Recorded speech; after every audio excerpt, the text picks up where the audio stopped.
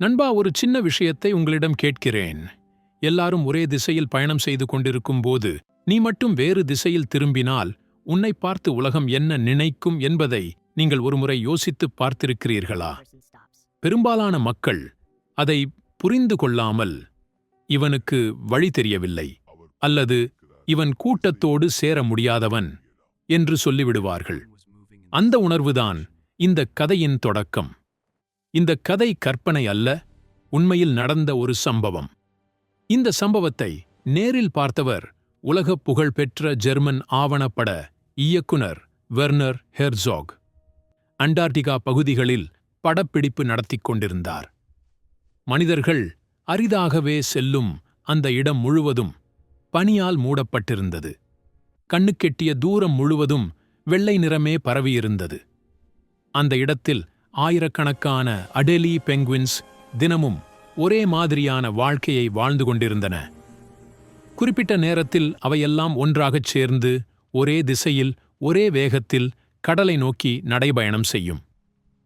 அந்த நாளும் அப்படித்தான் தொடங்கியது. வெர்னர் ஹெர்சாக் மற்றும் அவரது குழு அந்த ஒழுங்கான நடைபயணத்தை பார்த்து இயற்கையின் கட்டுப்பாடும் ஒற்றுமையும் எவ்வளவு அழகாக இருக்கிறது என்று பேசிக் கொண்டிருந்தார்கள். அந்த சமயத்தில்தான் யாரும் எதிர்பாராத ஒரு நிகழ்வு நடந்தது. அந்த ஆயிரக்கணக்கான பெங்குயின்களின் கூட்டத்தில் ஒரு பெங்குயின் மட்டும் திடீரென்று நின்றது. மற்ற எல்லா பெங்குயின்களும் முன்னே சென்று கொண்டிருந்த போது அது மட்டும் சுற்றி பார்த்தது. அந்த நொடியை வெர்னர் ஹெர்சாக் கவனித்தார். கேமராவும் அந்த பெங்குயினை தொடர்ந்து பதிவு செய்ய ஆரம்பித்தது. சில வினாடிகள் அமைதியாக நின்ற அந்த பெங்குயின் அடுத்த நொடி கூட்டத்தை பின்தொடராமல் முற்றிலும் எதிர் திசையில் திரும்பியது. கடலை நோக்கி செல்லாமல் மலைப்பகுதியை நோக்கி அது தனியாக நடக்க ஆரம்பித்தது. அந்த காட்சி படப்பிடிப்பு குழுவில் இருந்த அனைவரையும் ஆச்சரியத்தில் ஆழ்த்தியது. ஏனெனில் அந்த பாதை பெங்குயின்களின் வழக்கமான பாதை அல்ல. வெர்னர் ஹெர்சாக் பின்னர் கூறியபோது, இது வழி தவறி நடந்த செயல் போல தோன்றினாலும் உண்மையில் அது ஒரு தீர்மானமாக தெரிந்தது என்று சொன்னார். அந்த பெங்குயின் யாரையும் பார்த்து தயங்கவில்லை, யாருடைய அழைப்பையும் எதிர்பார்க்கவில்லை. அது தன்னுடைய முடிவில் உறுதியாக இருந்தது. இங்கேதான் இந்த கதை நம்ம வாழ்க்கையோடு நேரடியாக இணைகிறது. நம்ம வாழ்க்கையிலும் பெரும்பாலும் எல்லாரும் ஒரே மாதிரியான பாதையை தேர்வு செய்கிறார்கள். ஒரே மாதிரியான படிப்பு, ஒரே மாதிரியான வேலை, ஒரே மாதிரியான வாழ்க்கை முறையே பாதுகாப்பானது என்று நம்புகிறோம்.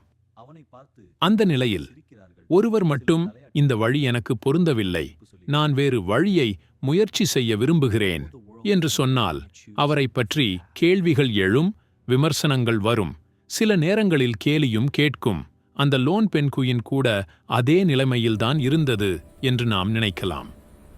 கூட்டத்தோடு செல்வது எளிதானது, ஏனெனில் அங்கே யோசிக்க வேண்டிய அவசியமே இல்லை. ஆனால் தனியாக ஒரு பாதையை தேர்வு செய்வதற்கு தைரியமும் தன்னம்பிக்கையும் தேவை. அந்த பெங்குயின் அதைத்தான் செய்தது. இந்த உலகத்தில் மாற்றத்தை உருவாக்கியவர்கள், புதிய விஷயங்களை செய்தவர்கள், வரலாற்றில் நினைவில் நிற்பவர்கள் அனைவரும் ஒரு கட்டத்தில் இந்த பெங்குயின் போலவே இருந்திருக்கிறார்கள். அவர்கள் எல்லாரும் கூட்டத்தை பின்தொடராமல் தங்களுக்கென ஒரு பாதையை தேர்வு செய்தவர்கள். ஆரம்பத்தில் அவர்களையும் பலர் புரிந்து கொள்ளவில்லை. ஆனாலும் காலம் கடந்தபோது அவர்களது முடிவே சரியானது என்று உலகம் உணர்ந்தது. அந்த பெங்குயின் மலைக்குள் சென்றதா அல்லது வேறு இடத்தை அடைந்ததா என்பதற்கான பதில் நமக்குத் தெரியாது. வெர்னர் ஹெர்சாக் கூட அதை பற்றி உறுதியாக எதுவும் சொல்லவில்லை. ஆனால் அவர் சொன்ன ஒரு விஷயம் மட்டும் மிகவும் முக்கியமானது. அதாவது, அந்த பெங்குயின் தனது பாதையைத்தானே தேர்வு செய்தது என்ற உண்மை. நண்பர்களே, இந்த கதை நமக்குச் சொல்லும் செய்தி மிக எளிதானது. நீ இன்று தனியாக இருப்பதாக உணர்ந்தாலும், உன் முடிவுகளை யாரும் புரிந்து கொள்ளாத நிலை இருந்தாலும், அதனால் நீ தவறானவன் ஆகிவிட மாட்டாய். நீ வெறும் வேறுபட்ட பாதையில் நடக்கிறாய் என்பதே அதன் அர்த்தம். அடுத்த முறை நீ கூட்டத்திலிருந்து விலகி உன் மனசு சொன்ன பாதையில் நடக்க ஆரம்பிக்கும்போது இந்த லோன் பென்குவினை நினைவில் வைத்துக்கொள்.